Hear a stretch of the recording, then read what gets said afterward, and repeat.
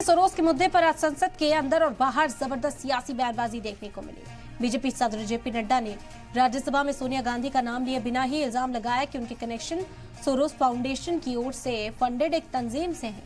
यही नहीं, नड्डा ने इल्जाम लगाया कि इस तंजीम ने मुबैना तौर से कश्मीर को भारत से अलग करके एक नजरिए को सपोर्ट किया था। जो देश में और विभिन्न देशों में डिस्टेबलाइज करने के लिए, वहां की संप्रभुता पर चोट पहुंचाने के लिए एक कुत्सित प्रयास करती है। और इतिहास इस बात का गवाह है।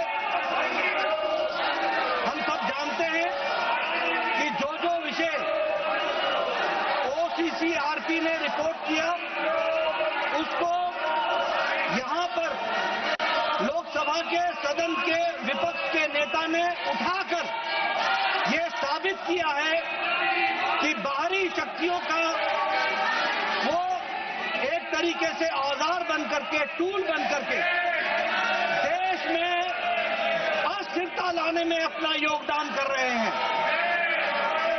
दे are trying to bring instability in the country.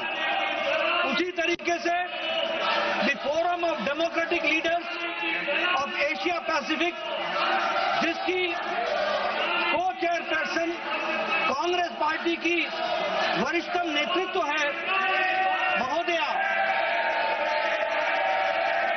वह भारत की संप्रभुता पर प्रश्न तो उठाती है, लेकिन साथ ही साथ वो जम्मू कश्मीर को एक सेपरेट स्टेट की एंटिटी के रूप में मानती है।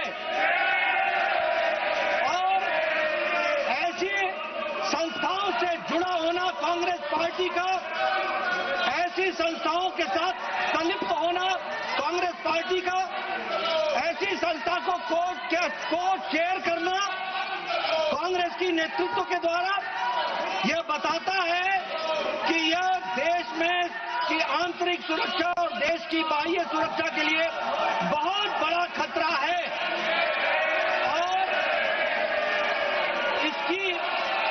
इसकी फंडिंग, इसको आर्थिक रूप से मदद देने का काम यह जॉर्ज सोरोस कर रहा है।